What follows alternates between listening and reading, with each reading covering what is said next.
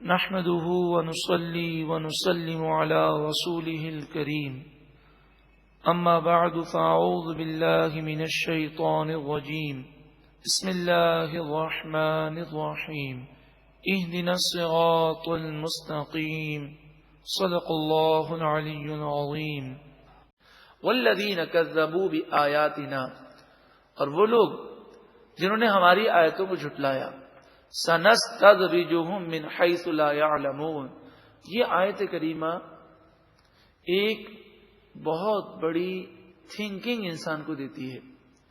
فرمایا آہستہ آہستہ ہم ان کی طرف عذاب لائیں گے، من حیث لا یعلمون، وہاں سے جہاں سے وہ جانتے بھی نہیں ہوں گے۔ یعنی انسان گناہ کرتا ہے تو وہ آہستہ آہستہ تباہی کی طرف ایسا چلا جاتا ہے دنیا کے اندر بھی کہ وہ وہاں پہنچ کر حیران ہوتا ہے میں یہاں پہنچ کیسے گیا۔ والذین کذبوا بآیاتنا، اور وہ لوگ جنہوں نے ہماری آیتوں کو جھٹلایا، سنستدرجهم، ان قریب آہستہ آہستہ ہم ان پر عذاب لائیں گے، من حیث لا یعلمون، وہاں سے جہاں سے وہ جانتے بھی نہیں ہوں۔ اور ابھی جو ہم نے ڈھیل دی ہے، وَأُمْلِي لَهُمْ، اور میں نے انہیں ڈھیل دی ہے، ان کیدی متین، یہ ڈھیل میری خفیہ تدبیر ہے۔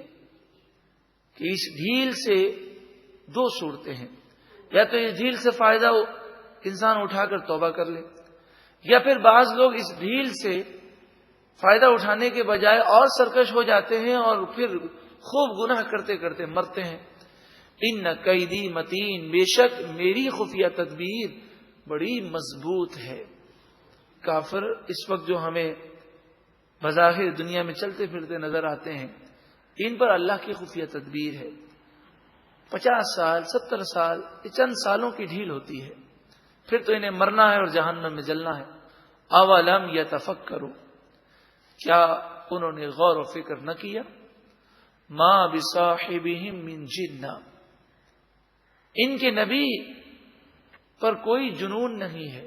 نعوذ باللہ من ذالک، وہ یہ کہتے ہیں کہ حضور پر جن کا سایہ ہے، یا کبھی کہتے ہیں کہ حضور اقدس صلی اللہ علیہ وآلہ وسلم پر جنون ہے، نعوذ باللہ من ذالک۔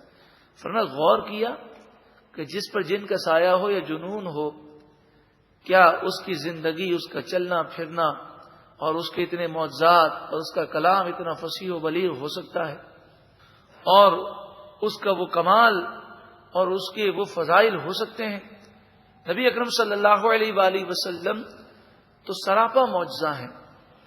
ان ہوا الا نذیر مبین، یہ تو صرف کھلا ڈر سنانے والے ہیں۔ حضور تو لوگوں کو اللہ کے عذاب سے ڈرانے کے لیے آئے ہیں۔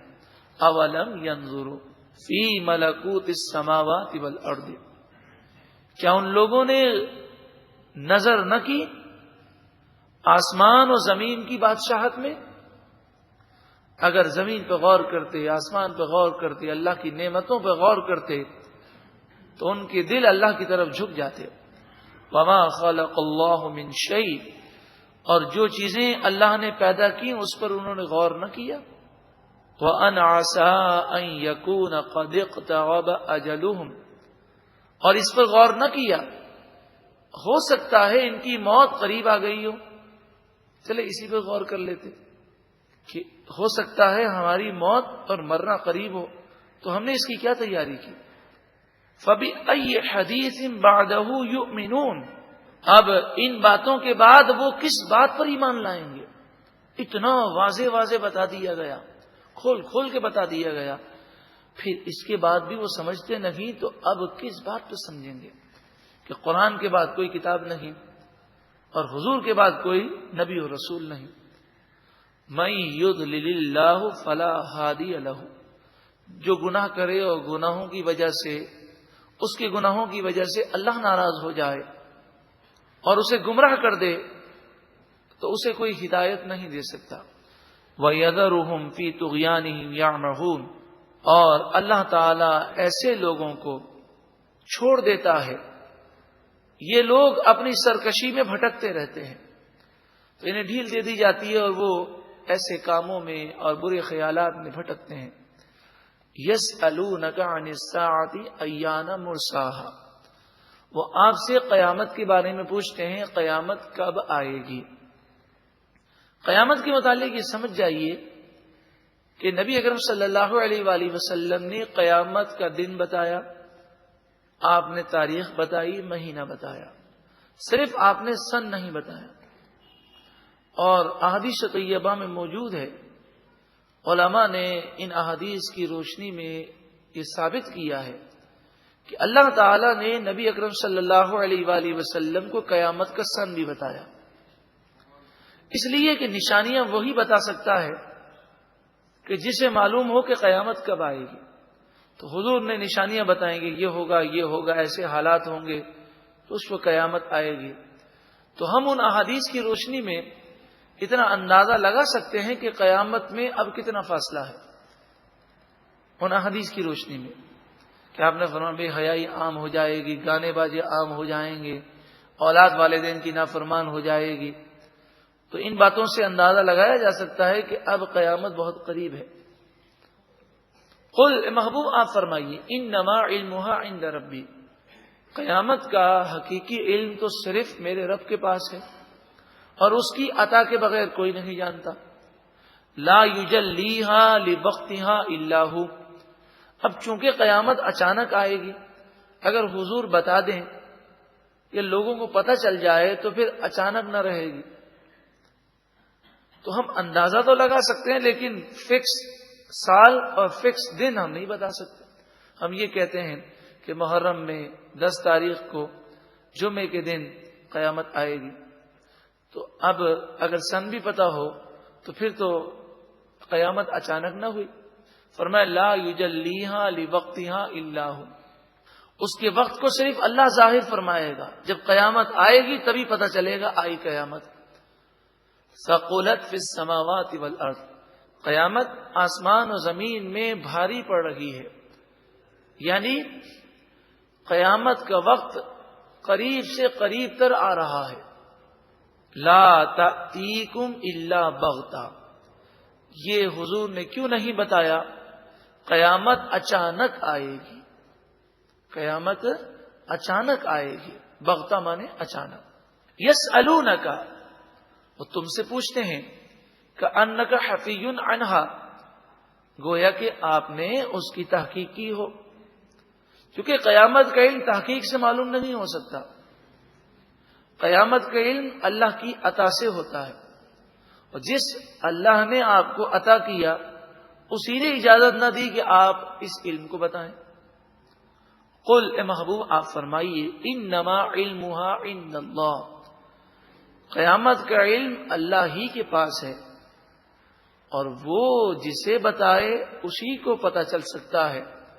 کوئی ایسا نظام نہیں ہے کہ ہم اس کے ذریعے دنیا کے فنا ہونے کا کوئی ٹائم ٹیبل تحقیق سے اور ریسرچ سے معلوم کر سکے۔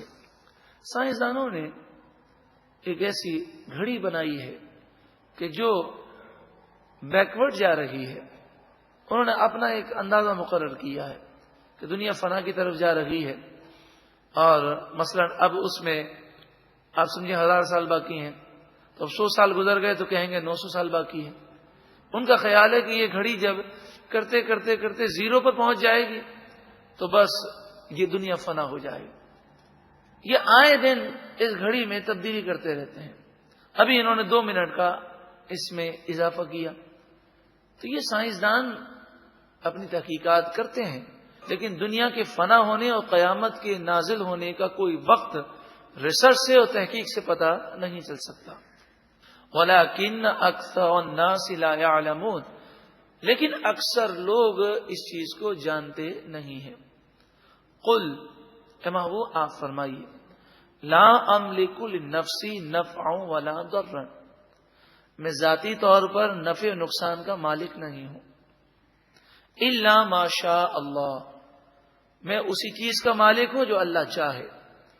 یہی مسلمانوں کا عقیدہ ہے کہ انبیاء، اولیاء اور فرشتوں کو جو طاقت ملی وہ اللہ کی عطا سے ملی، ذاتی طور پر کسی کے پاس کوئی اختیار نہیں، سب اختیارات اللہ کی عطا سے ہیں۔ وَلَوْ كُنْتُ أَعْلَمُ الْغَيْبَ، اور اگر میں ذاتی طور پر غیب کا جاننے والا ہوتا اور میں خدا ہوتا، نعوذ باللہ من ذالک، لستکثرت من الخیر، تو میں خیر کو جمع کر لیتا، وما مسنی السوء، اور مجھے تکلیف نہ پہنچتی۔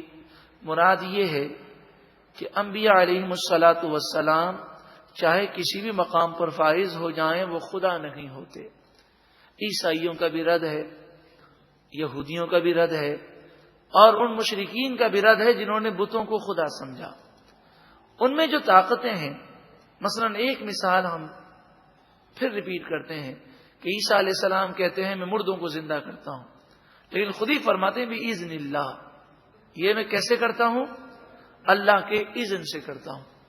ان انا الا نذیر وبشیر لقوم یؤمنون، میں تو صرف ڈر سنانے والا اور خوشخبری سنانے والا ہوں اس قوم کے لیے جو یقین رکھتی ہے۔ یقیناً نصیحتوں کا اثر اسے ہی پڑتا ہے جو غور و فکر کرتے ہیں۔